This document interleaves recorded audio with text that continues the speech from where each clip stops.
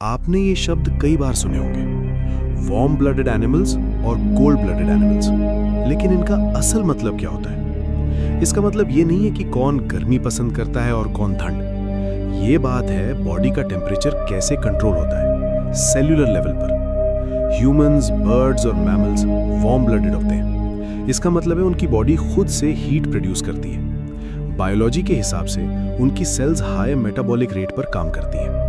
हर cell के अंदर mitochondria होते हैं जो लगातार फूड को तोड़कर एनर्जी बनाते रहते हैं, जिसे एटीपी कहते हैं। इस प्रोसेस का एक साइड इफेक्ट होता है हीट, और ये हीट वेस्ट नहीं होती, ये यूजफुल होती है। ये बॉडी का टेम्परेचर स्टेबल रखती है, चाहे बाहर का एनवायरनमेंट कितना भी गर्म या ठंडा क्यों ना हो। ये जरूरी क्यों है? क्योंकि एंजाइम्स जो बॉडी के सारे फंक्शंस कंट्रोल करते हैं, सिर्फ एक लिमिटेड टेम्परेचर रेंज में बेस्ट काम करते हैं।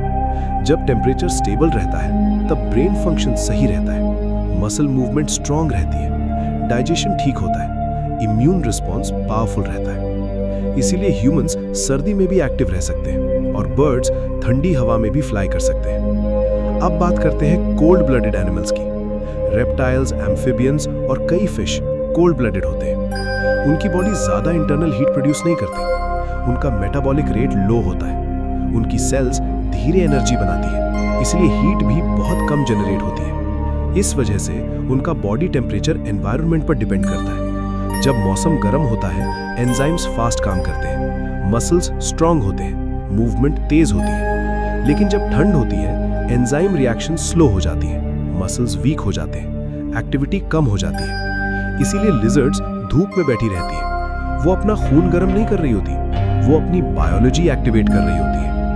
अब सवाल ये है, सब एनिमल्स वार्म ब्लडेड क्यों नहीं बने? क्योंकि वार्म ब्लडेड होना एनर्जी डिमांड करता है, बहुत ज्यादा एनर्जी। उन्हें ज्यादा फूड खाना पड़ता है, कैलोरीज लगातार बर्न करनी पड़ती है, बड़े हार्ट और लंग्स को सपोर्ट करना पड़ता है। कोल्ड ब्लडेड एनिमल्स कम फूड पर सर्वाइव कर सकते हैं, उनका मेटाबॉलिज्म स्लो होता है, उनकी एनर्जी डिमांड कम होती है। इसीलिए एक क्रोकोडाइल कई दिन, कभी कभी हफ्तों तक बिना खाए सर्वाइव कर सकता है, लेकिन एक ह्यूमन नहीं।